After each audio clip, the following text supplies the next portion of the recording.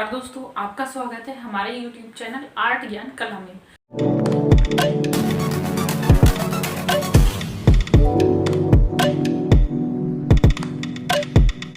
और आज हम आपके लिए फिर से जो पार्ट 2 हम लाने वाले थे, अजंता के प्रश्नों की सीरीज। जो अजंता के प्रश्न उत्तर कुछ रह गए थे जो थोड़े से टिपिकल हैं और कुछ ऐसे हैं जो बच्चे जानना चाहते हैं, कि इनके प्रश्न किस तरह से आते हैं, किस तरह से इनके क्वेश्चन आएंगे और किस तरह से आंसर इनके पूछे जाते हैं।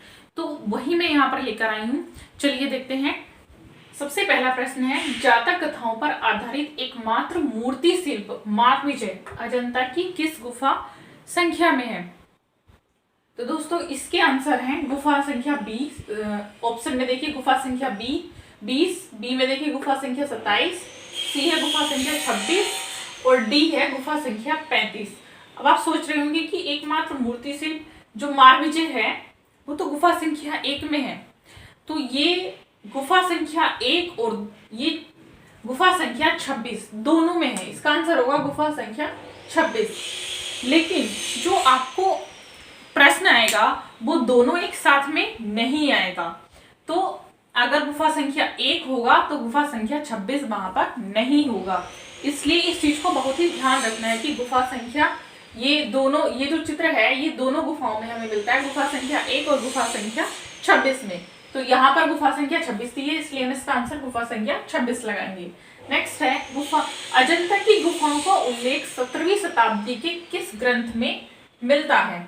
या फिर इसका प्रश्न ऐसे भी आ सकता है कि ऐसा कौन सा ग्रंथ है जिसमें अजंता की गुफाओं का उल्लेख हमें प्राप्त होता है। तो ये प्रश्न थोड़ा घुमा फिरा कर आपको दे सकता है। मैंने यहाँ पर लिखा है कि अजंता की गुफाओं का उल्लेख 17वीं शताब्दी के किस ग्रंथ में मिलता है, या इसको और भी तरीके से दे सकता है कि 17वीं शताब्दी का ऐसा कौन सा ग्रंथ है जिसमें अजंता की गुफाओं का उल्लेख हमें मिलता है।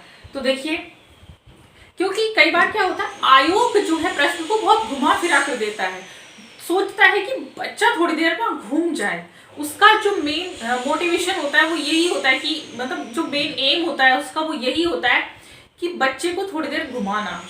ये इसीलिए इसी को कहते हैं कि कंपटीशन टफ बनाना। वो कंपटीशन को टफ बनाना चाहते हैं, और जिस बच्चे ने अच्छे से पढ़ा है, रिवीजन अच्छे से किया है, उसको चाहे कितना भी घुमा फिरा के प्रश्न दे दो वो आराम से कर देता है। चलिए देखिए, इसमें ऑप्शन दिया है आईने अकबरी में, ऑप्शन नंबर बी है बाबरनामा में, ऑप्शन नंबर 3 है हुमायूंनामा, ऑप्शन नंबर 4 है जहांगीरनामा। तो अजंता की गुफाओं का जो उल्लेख है 17वीं शताब्दी का जो ग्रंथ है वो है बाबरनामा। बाबरनामे में हमें मिलता है। अजंता की गुफाओं का उल्लेख बाबरनामा में किया गया है। नेक्स्ट प्रश्न है, अजंता की गुफाओं में रंग भरने के लिए किस द्रव्य पिगमेंट का प्रयोग किया जाता है? या ये क्वेश्चन इस तरह से भी आ सकता है कि अजंता की गुफाओं में किस प्रकार से रंग भरा गया है, या जो रंग भरा गया है वो रंग क्या है? तो आप आंसर में इसके ऑप्शन देखेंगे, प्राकृतिक, रासायनिक, ऑक्साइड या वनस्पति। देखिए इसके आंसर क्या है। इसमें जो रंग भरा गया है अजंता की गुफाओं में, तो वो भरा गया है वनस्पति। आंसर होगा इसका डी, वनस्पति करेक्ट आंसर होगा। नेक्स्ट है, गीली भित्ति पर किए जाने वाले भित्ति चित्रण को क्या कहा जाता है? ये प्रश्न मुझसे एक बच्चे ने व्हाट्सएप पे किया था, तो मैंने ये प्रश्न स्पेशली मैं यहाँ पर इसीलिए लेकर आई हूँ। तो ये देखिए, गीली भित्ति पर जब चित्रकारी होती है उसको क्या कहा जाता है? ऑप्शन में मैंने सारे ऑप्शन बोल रखे। देखिए, फ्रेस्को, टेम्परा बोला जाता है, या फिर ट्रांस उसको कहा जाता है, या बोनो। तो बच्चों, जब गीली भित्ति पर चित्रकारी होती है उसको बोनो कहते हैं। गीली भित्ति पर चित्रकारी मतलब बोनो, या फ्रेस्को बोनो भी कहते हैं। तो इसका आंसर होगा डी। नेक्स्ट है, भित्ति चित्रण के लिए प्लास्टर निर्माण में प्रयोग किए जाने वाले 2 प्रमुख तत्व कौन से हैं? या इसको भी प्रश्न देखिए, एक प्रश्न को हम कई तरीके से घुमा सकते हैं, और वो कितने तरीके से घुमा सकते हैं वो आपको एग्जाम में देखने को मिल जाता है कि एग्जामिनर किस तरीके से आपके प्रश्न को घुमा देता है। और आप कहते हैं कि सिलेबस कि हमारी इस बुक से प्रश्न नहीं आए, तो बुक से प्रश्न आए हैं लेकिन वो उसको किस तरह से घुमा देता है वो चीज चेंज हो जाती है। मैंने इसी तरीके से अपनी बुक में अजंता पर बहुत सारे, कम से कम 50 प्रश्न बनाए हैं जो हर तरह से घुमा फिरा कर रखे हैं कि वो कहीं से भी पूछ ले, आप कंफ्यूज ना हो। तो देखिए, गीली भित्ति पर किए जाने वाले भित्ति चित्रण को हो गया। भित्ति चित्रण के लिए प्लास्टर निर्माण में प्रयोग किए जाने वाले 2 प्रमुख तत्व क्या थे? मतलब जो हम भित्ति चित्र तैयार करते हैं तो उसका जो पहले प्लास्टर बनाया जाता है तो उसमें 2 चीजें यूज की जाती हैं, और वो कौन कौन सी होती है? देखिए, पहला ऑप्शन दिया है रेत और चूना, दूसरा ऑप्शन दिया है रेत और लोहे का बुरादा, एंड तीसरा ऑप्शन दिया है चूना और कोयला, फोर्थ ऑप्शन है चूना और गाय का गोबर। तो देखिए,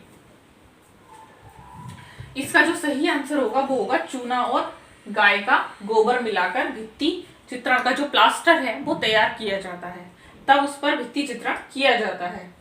देखिए, नेक्स्ट प्रश्न है, अजंता की गुफाएं किस आकार में बनी है? बहुत ही सरल क्वेश्चन है आपके लिए।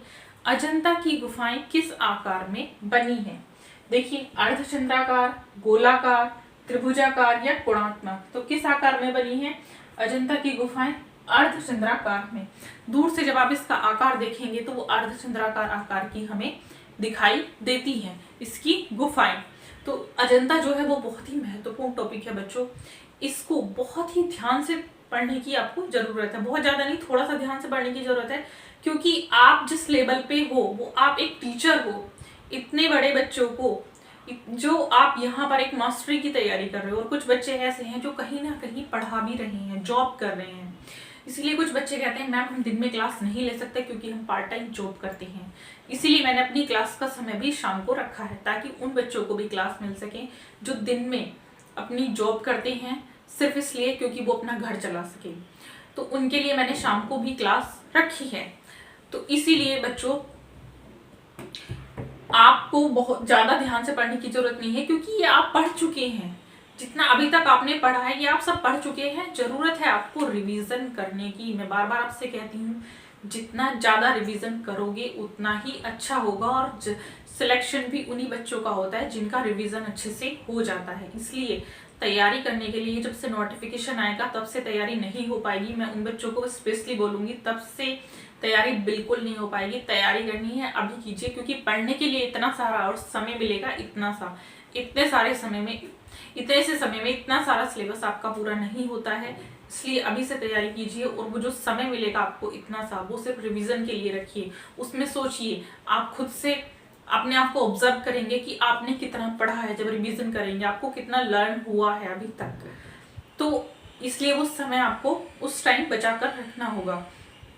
ये अजंता के जो प्रश्न थे आज ये हो चुके हैं। इसके बाद मैं आपको अपने टॉपिक पर पढ़ाऊंगी, जो आपका हमारा अगला टॉपिक रहेगा सिगरिया का, वो आपको पढ़ाया जाएगा। तब तक के लिए धन्यवाद। जो बच्चे मेरी ऑनलाइन क्लास लेना चाहते हैं वो मुझे 9599670200 पर कॉन्टैक्ट करके मेरी ऑनलाइन क्लास से जुड़ सकते हैं।